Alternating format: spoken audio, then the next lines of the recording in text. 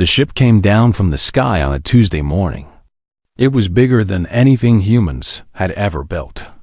The shadow it cast covered the entire city of Denver as it slowly moved through the clouds. People stopped their cars on the highways. They came out of their offices and homes.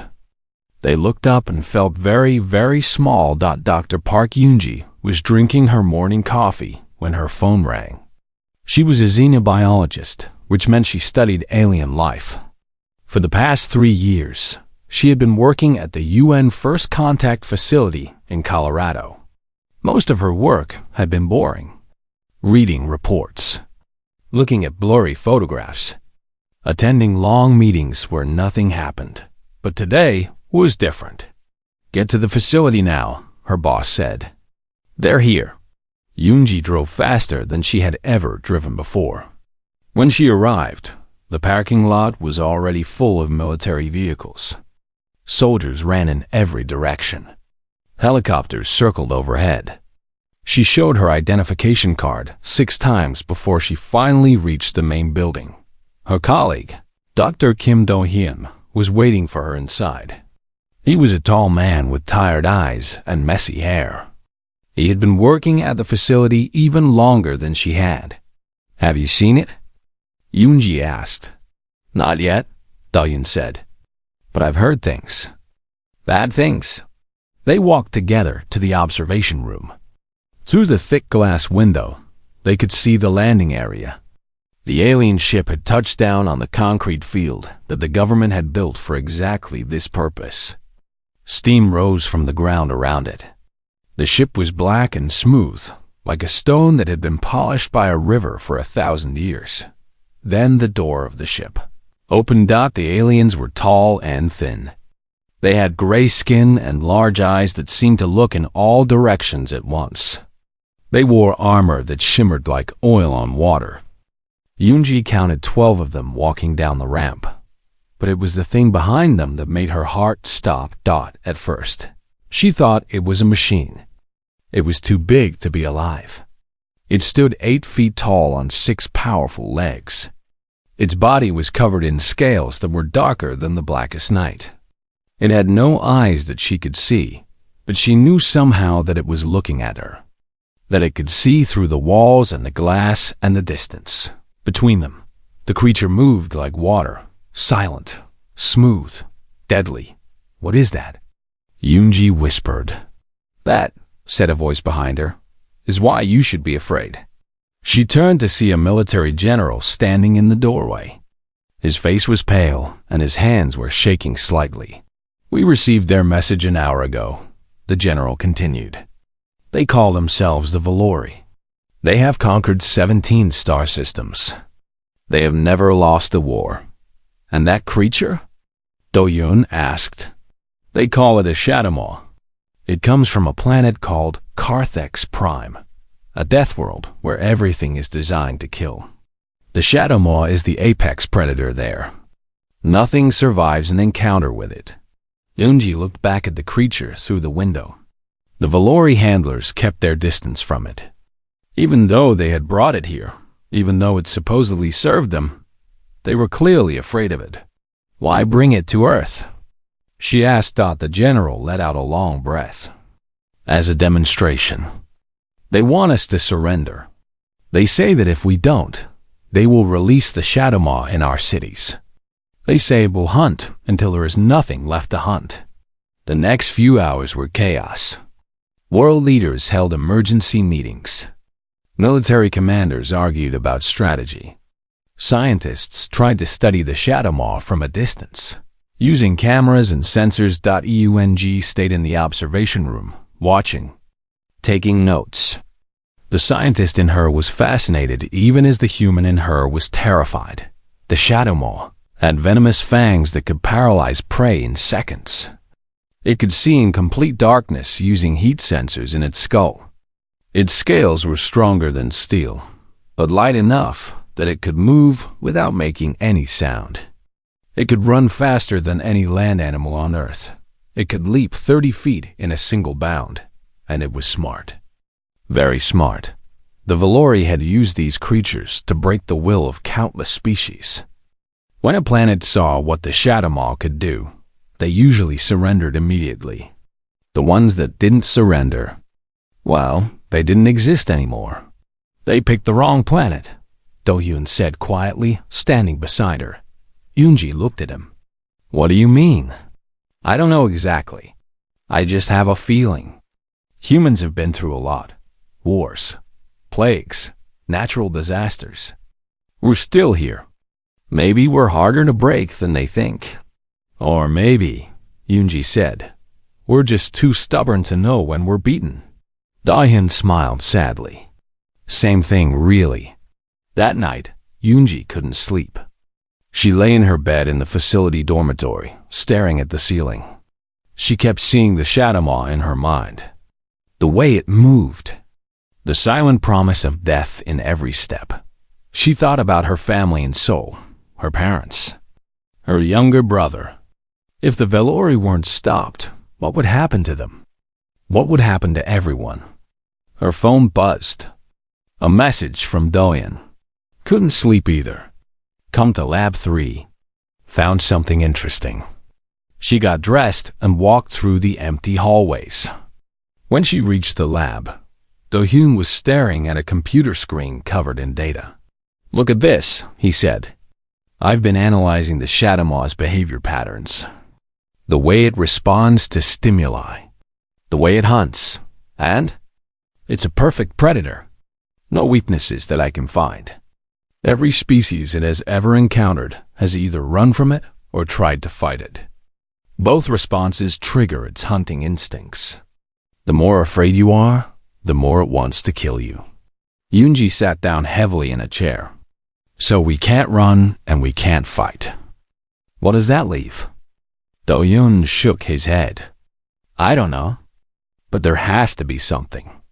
Every predator has a weakness. Every monster can be beaten. We just have to find out how. Outside, the Shadow Maw prowled in its containment field, waiting, patient. It had broken 100 worlds. Earth would be next, or so it thought. 3 days after the Valori arrived, they made their demands clear. Humanity would surrender control of Earth. All military forces would be disbanded. Humans would become a servant species, working for the glory of the Valori Empire. If humanity refused, the Shadow Maw would be released. The world's leaders asked for time to consider. The Valori gave them 1 week. In that week, the Valori decided to give humanity a demonstration. They wanted to show what the Shadow Maw could do. They wanted humans to understand that resistance was not just useless, it was suicide. They set up a demonstration zone in an abandoned military base about 50 miles from the main landing site. The base had been empty for years. Old buildings stood among overgrown fields. A forest pressed against its borders. It would serve as a perfect hunting ground. The Valori invited human leaders, scientists, journalists, and military commanders to watch. Hundreds of cameras were set up around the zone. The whole world would see what happened next. Sergeant Lee Min-ho was part of the security team assigned to the demonstration area. He was a quiet man in his early 30s. He had served in the military for 12 years. He had seen combat. He had lost friends. But nothing in his experience had prepared him for this. Min-ho lived in the base housing with his cat, Nabi. Was an orange tabby with golden eyes and an attitude bigger than his body. Min-ho had found him as a kitten, abandoned in a cardboard box during a rainstorm 5 years ago. They had been inseparable ever since. When the evacuation orders came, Min-ho was on duty at the outer perimeter. He had left Nabi in his small apartment, with food and water, expecting to be back in a few hours. But the lockdown protocols changed everything. No one was allowed in or out of certain zones. By the time Min-ho realized the problem, it was too late. Sir, my cat is still in the housing block, he reported to his commanding officer. The officer, a stressed woman with dark circles under her eyes, barely looked up from her tablet. We can't break containment protocol for a pet, Sergeant. The animal will be fine until this is over. But Min-ho knew his cat. Nabi was clever. Too clever. If there was a way out of the apartment, he would find it. And he did, while the world prepared. To watch the Shadow Maw demonstration, a small orange cat squeezed through a window that had been left slightly open. He dropped down to the ground and began to explore. The base was mostly empty now. All the humans had moved to safe zones. That was fine with Nabi. He didn't like crowds anyway. He wandered through the abandoned streets. He found a sunny spot on a concrete barrier near the edge of the demonstration zone. He sat down and began to clean his paws. Life was good. Meanwhile, inside the main observation building, Dr. Park Yoonji and Dr. Kim Do-yoon took their seats among the other scientists. The room was tense. People spoke in whispers. Some were praying quietly. On the large screens at the front of the room, they could see the demonstration zone from multiple angles. The old buildings, the empty streets, the dark forest in the background. And then, the Shadow Maw was released. The containment field dropped, and the creature stepped out into the open air.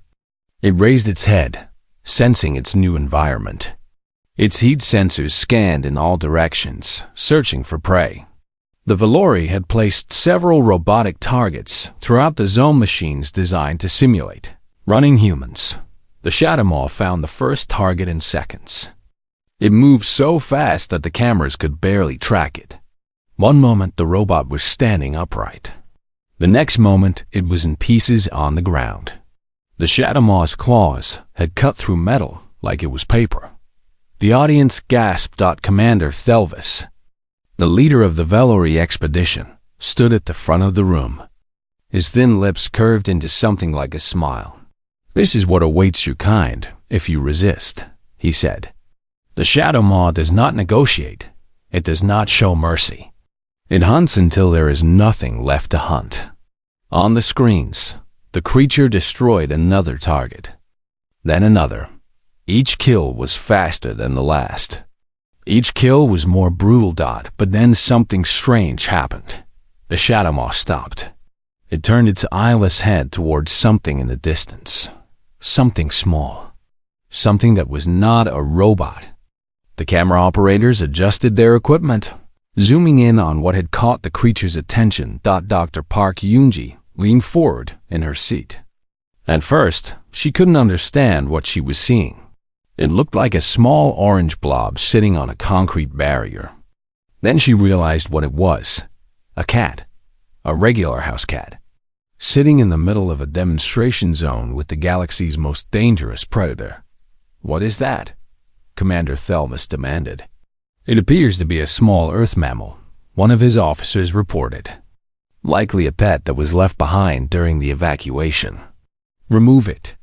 "Sir, we cannot enter a zone while the Shadow Maw is active. Protocol requires, then let the Shadow Maw deal with it." This changes nothing. But Yoonji noticed something in the commander's voice. A tiny hint of uncertainty. She looked at Do-yoon, who was staring at the screen with wide eyes. The Shadow Maw approached the cat slowly. It was curious. In all its years of hunting, it had never encountered a creature that did not run or fight. Every living thing it had ever met had shown fear. The smell of fear. The sound of fear. The desperate movements of prey trying to escape. This small orange creature showed none of those things. Nabi looked up at the massive alien. "Predator." He blinked once. Then he yawned, showing all his teeth, and went back to cleaning his paws. In the observation room, no one made a sound. The Shadow Maw circled the cat. It hissed. It displayed its fangs. It made itself look as large and terrifying as possible. Nabi flicked his tail lazily. He was not impressed. Sergeant Minho had pushed his way to the front of the security area. He could see what was happening on the monitors. His heart was pounding so hard, he could feel it in his throat. "That's my cat," he whispered. "That's Nabi." The soldier next to him looked at the screen, then back at Minho. "That thing is going to eat your cat." But Minho was not so sure. He had lived with Nabi for 5 years. He had seen that look on his cat's face before. It was the look Nabi gave to dogs 10 times his size. It was the look he gave to vacuum cleaners and thunderstorms and anything else that dared to challenge him. It was the look of a creature that genuinely believed it was the most dangerous thing in any room. On the screen, the Shadow Maw lunged, and Nabi moved. Nobody in the observation room breathed. Every eye was locked on the screens. The Shadow Maw, the terror of 17 star systems, had just lunged at a 15-pound orange tabby cat. What happened next would be talked about for generations. Nabi did not run away from the attack. He moved toward it. In a flash of orange fur, he darted under the Shadow Maw's massive body and came up on the other side. Before the creature could react, one small paw with extended claws whipped across its snout. 3 thin lines of dark blood appeared on the Shadow Maw's face. The alien predator recoiled. It made a sound that no one in the room had ever heard before. Not a roar of anger, not a hiss of threat. It was something closer to a yelp of surprise. The mighty Shadow Maw had just been slapped by a house cat. Commander Thelvis stood frozen at the front of the room. His gray face had become even paler. His large eyes blinked rapidly as he tried to process what he was seeing. This is not possible, he whispered. Dr. Park Eunji was gripping the armrests of her chair so tightly that her knuckles had turned white. Next to her, Dr. Kim Do-yoon had started laughing. It was a quiet, disbelieving laugh. The kind of laugh that comes when reality stops making sense. On the screen, Nabi sat down again. He began licking his paw, the same paw that had just drawn blood from the galaxy's deadliest predator. He looked bored. He looked like he had done nothing more than swat at a particularly annoying fly. The Shadow Maw circled the cat at a distance now. Its body language had changed completely. Before, it had moved with the confidence of an apex predator that had never known defeat. Now, there was hesitation in its steps. Caution. Something that looked almost like confusion. What is happening? A Valori officer asked. Why isn't it attacking? Commander Thelvis did not answer. He was watching the screen with an expression that Eunji had never seen on an alien face before. It took her a moment to recognize it. Fear. The Valori commander was afraid. In the security area, Sergeant Lee Menho watched with tears in his eyes. He was not crying from sadness. He was crying from the sheer overwhelming relief and pride that filled his chest. That's my boy, he said softly. That's my good boy. The Shadow Maw tried again. It crouched low and prepared to strike. Every muscle in its body tensed. Its fangs, dripping with venom, extended to their full length. It was going to use everything it had to destroy this small, defiant creature. Nabi looked up at the approaching predator. He did not run. He did not crouch in defense. Instead, he did something that made several scientists in the observation room burst into hysterical laughter.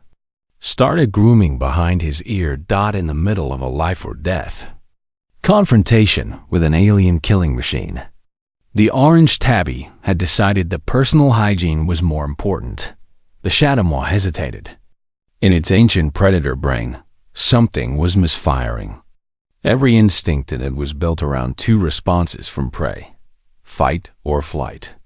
Every creature it had ever hunted had done one or the other. The ones that ran triggered its chase instinct. The ones that fought triggered its combat protocols. But this small orange thing was doing neither. It was not afraid. It was not aggressive. It was simply uninterested. The Shadow Maw's threat displays were designed to terrify, but they only worked on creatures that could feel terror. Nabi, like all cats, had never felt terror in his life. Cats did not experience the world that way. In a cat's mind, there was no predator larger or more dangerous than itself. Other creatures were either prey, servants, or minor annoyances. The shadow maw, despite its 8-foot height and venomous fangs, had just been classified as a minor annoyance. The creature tried once more to intimidate the cat. It rose to its full height. It spread its legs wide to look even larger. It let out a roar that made the camera operators flinch from a mile away. Nobby yawned again. Then he lay down and started rolling on his back, exposing his belly to the warm afternoon sun. The shadow maw took a step backward. In the observation room, chaos erupted. Scientists were shouting over each other. Military commanders were demanding explanations. Journalists were frantically taking notes and recording everything. Commander Thelvis grabbed one of his officers by the arm. "Get the creature back in containment. Now." "Sir, we cannot enter the zone while I don't care about protocol." "Get it back now." But retrieving the shadow mole was not easy. The creature refused to move toward the containment area. Every time the handlers tried to guide it back, it would start moving toward the cat instead. And every time it got close to the cat, it would hesitate and retreat. The standoff continued for 2 more hours. During that time, Nobby caught and ate a grasshopper. He took a nap. He sharpened his claws on a piece of old wood. He completely ignored the 8-foot alien monster that was slowly having a mental breakdown 20 feet away from him. Dr. Unji eventually approached Commander Thelvis. The alien commander looked like he had aged 100 years in the past few hours. "I may be able to help," she said carefully. "If you allow me to enter the zone, I can retrieve the cat. It belongs to one of our soldiers. It will likely come to a human." Thelvis stared at her. "You would walk into a zone with an active shadow maw. For a small animal? That small animal is a pet? We take care of our pets." The commander made a sound that might have been a laugh, but it held no humor. "Your species keeps creatures like that as companions? Willingly? We have billions of them," Unji said. "They live in our homes. They sleep in our beds. They wake us up at 3 in the morning because they want food." Thelvis looked back at the screen where Nobby was now chasing his own tail. The shadow maw had retreated even further and was watching from behind a collapsed wall. "Your species," the commander said slowly, "is insane." "Perhaps," Unji agreed. "But our species is still here. Can your shadow maw say the same right now?" She was given permission to enter the zone. Sergeant Minho insisted on going with her. They walked together through the empty streets, past the destroyed robot targets, toward the concrete barrier where Nobby was still lounging. The shadow maw watched them from a distance. It did not approach. Minho knelt down and held out his hand. "Come here, Nobby. Come on, buddy. Let's go home." Nobby looked at him with golden eyes. He stretched luxuriously, stood up, and walked over to his human. He rubbed his head against Minho's fingers and began to purr. As Minho picked up his cat, Unji looked at the shadow maw. The creature was trembling. Its great body shook with something that she finally recognized. It was not anger or frustration or confusion. It was fear. The galaxy's deadliest predator was afraid of a 15-pound orange cat. Every major species in the known universe watched as an orange Earth feline stared down the Valori Empire's ultimate weapon. They watched the shadow maw retreat. They watched it cower behind a wall. They watched it refuse to move for hours because a small furry creature had hurt its nose. The reactions were immediate and dramatic. On the water world of Krell, the warrior caste gathered in their great halls to watch the video again and again. These were soldiers who surrendered to the Valori without a fight when they saw what the shadow maw could do. Now they were seeing something different. They were seeing the monster brought low by a creature no bigger than a Krell infant. "The humans keep these things as pets?" one warrior asked. "Apparently. They have billions of them," another replied. The room fell silent as they considered what kind of species would willingly share their homes with such creatures. On the forest moon of Thesser, the peaceful scholars who had agreed to become Velori servants watched with growing wonder. They had believed that resistance was impossible. They had believed that the Shadow Maw was unstoppable. Now they were not so sure. And in the command center of the Velori flagship orbiting Earth, Commander Thelvis was facing the worst crisis of his career. His superiors in the Empire were not happy. The demonstration had been meant to terrify humanity into submission. Instead, it had become the greatest embarrassment in Velori military history. Videos of the incident were being shared with mocking comments across every communication network in the galaxy. The mighty Shadow Maw, conquered by a cat. Dr. Kim Do-yoon had not slept in 2 days. He had been working non-stop in his laboratory, analyzing every piece of footage from the encounter. He had consulted with animal behavior experts, evolutionary biologists, and psychologists. Finally, he was ready to present his findings. The meeting was held in the main conference room of the UN First Contact Facility. Human leaders attended in person and by video link. The Velori had been invited, but Commander Thelvis had refused to attend. "I understand what happened," Do-yoon said, standing before a large screen displaying images of Navi.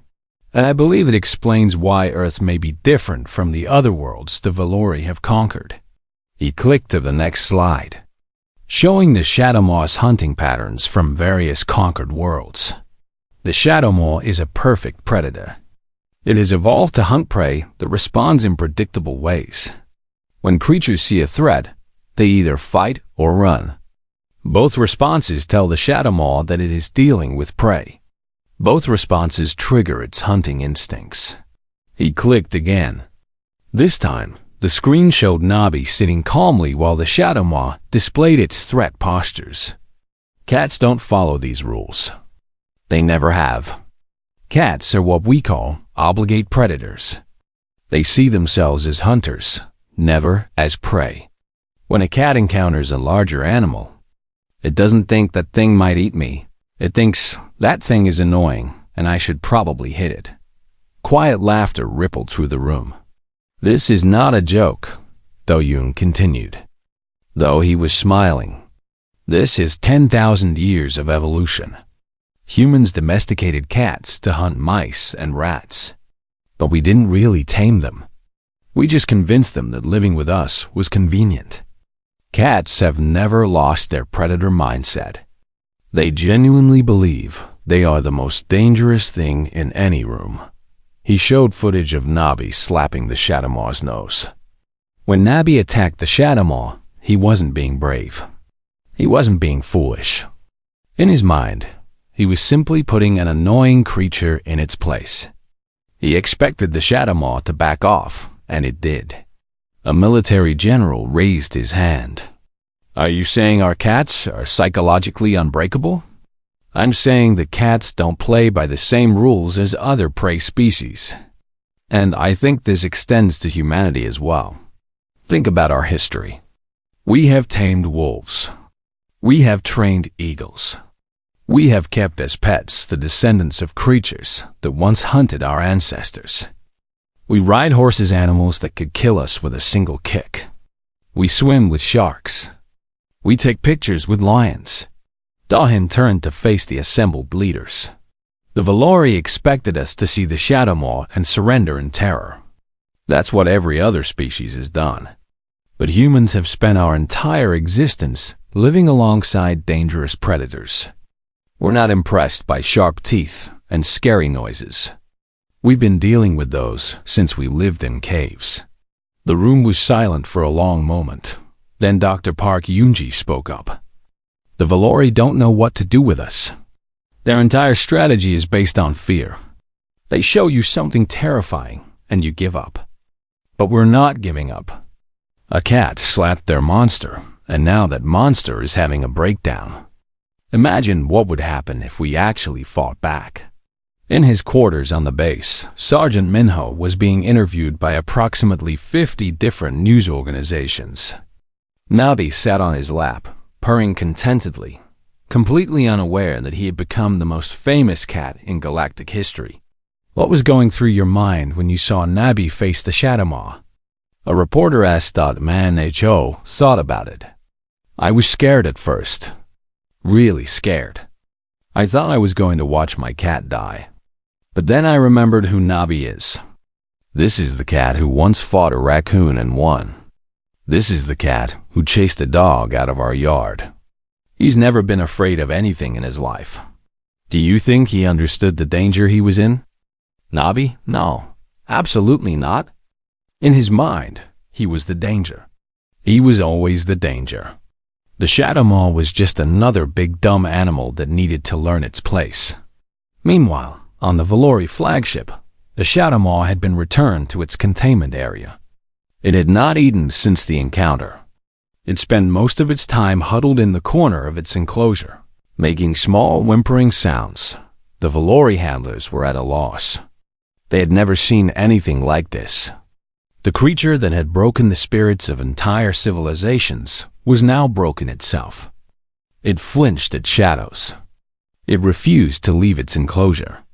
When they tried to show it holograms of potential prey, it closed its eyes and turned away. Commander Thelvis received a communication from the Empire's ruling council.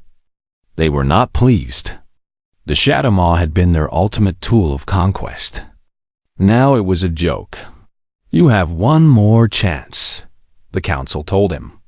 "Find a way to salvage this situation, or return home in disgrace." Thelvis ended the communication and sat alone in the darkness of his quarters.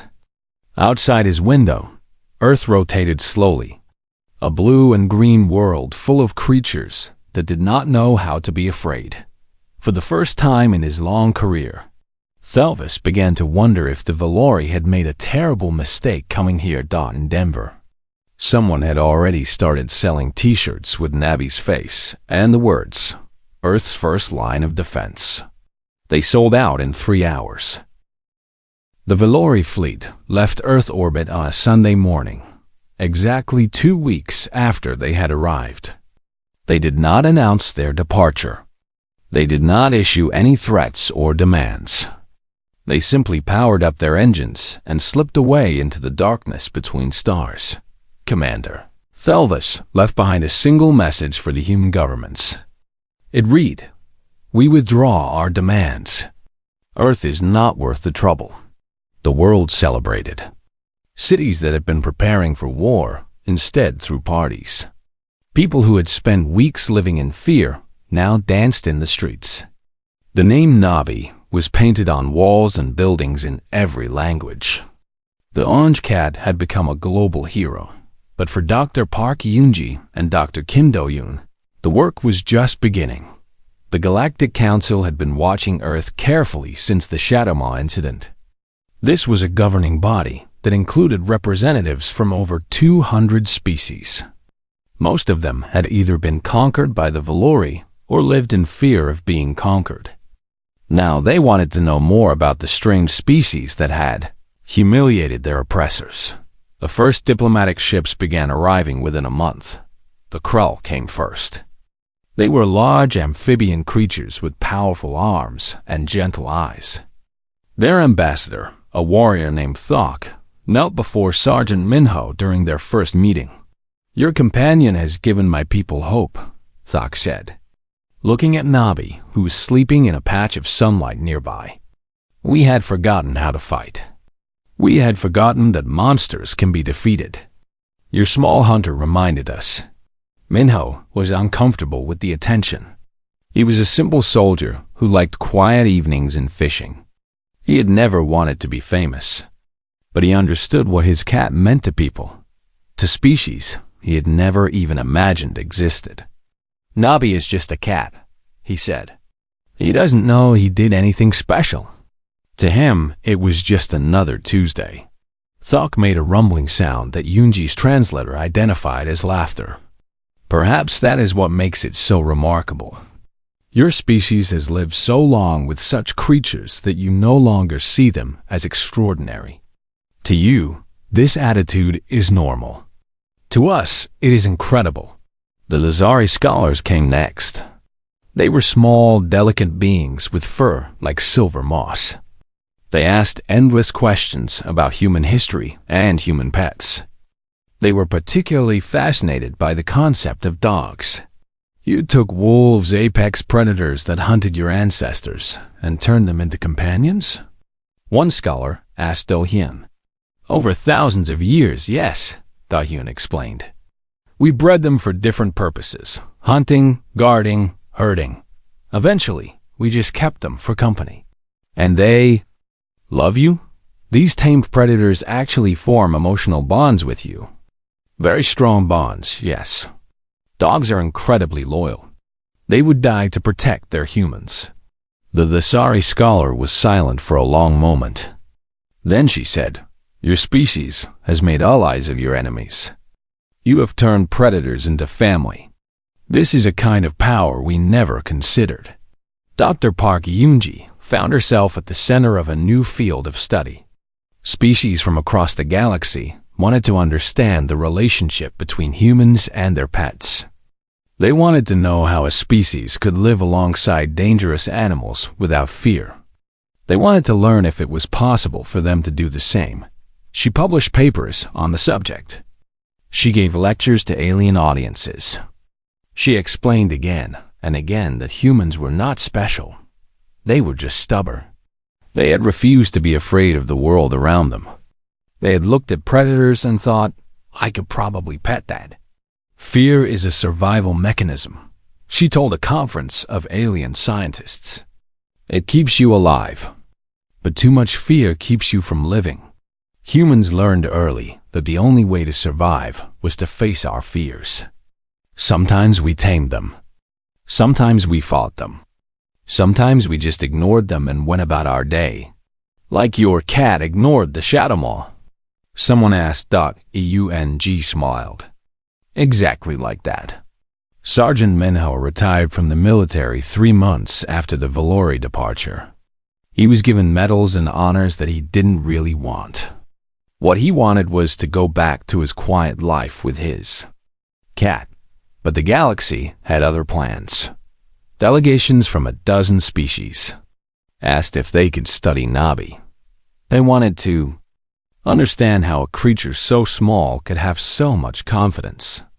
They brought gifts, strange foods, alien toys, things that sparkled and moved in weird ways. Nabi ignored all of it. He slept in his favorite sunny spots. He demanded food at inconvenient times. He knocked things off tables and looked at Minho as if to say, What are you going to do about it? Some things never changed. 1 year after the incident, Earth received an official invitation to join the Galactic Council. This was unprecedented. Most species had to wait centuries to be considered. Humanity had earned its place in a single afternoon, thanks to an orange cat who didn't know the meaning of fear. Dr. Yoonji was part of the delegation that traveled to the Council's central station. It was a massive structure that orbited a star in a distant corner of the galaxy. Thousands of species lived and worked there. When she arrived, she noticed something interesting. In the shops and markets of the station, vendors were selling items decorated with cats. Stuffed toys that looked vaguely feline. Clothing with paw prints. Artwork depicting small furry creatures facing down monsters. Nabi had become a symbol. Not just for Earth, but for every species that had ever been bullied by a larger power. He represented the idea that size and strength were not everything. That courage could come in small packages. That sometimes the best response to a threat was simple, unshakable confidence. They're calling it the Nabi Doctrine, Do-hyun told Yoonji during a video call. Several species have started using it in their dealings with aggressive neighbors. They just refuse to be intimidated. And apparently, it works. The cats would be proud, Yoonji laughed. The cats don't care. That's the whole point. Back on Earth, Sergeant Minho sat on his porch watching the sunset. Nabi was curled up in his lap, purring softly. The sky was painted in shades of orange and gold, almost the same color as his cat's fur. You changed everything, Minho said quietly. You know that, right? The whole galaxy looks at us differently now. All because you refused to run from a monster. Nabi opened one golden eye. He looked at Minho for a moment. Then he yawned, stretched, and went back to sleep. He was, after all, just a cat. And cats never cared what the galaxy thought of them. They knew they were the real apex predators. They had always known. The Shadow Maw, wherever it was now, would never forget that lesson. And neither would anyone else thought in the end. Humanity's greatest weapon was not a bomb or a battleship. It was not technology or military might. It was the simple, unshakable confidence of creatures who had spent 10,000 years believing they were the center of the universe. It was cats. And humanity had billions of them. The galaxy was never quite the same.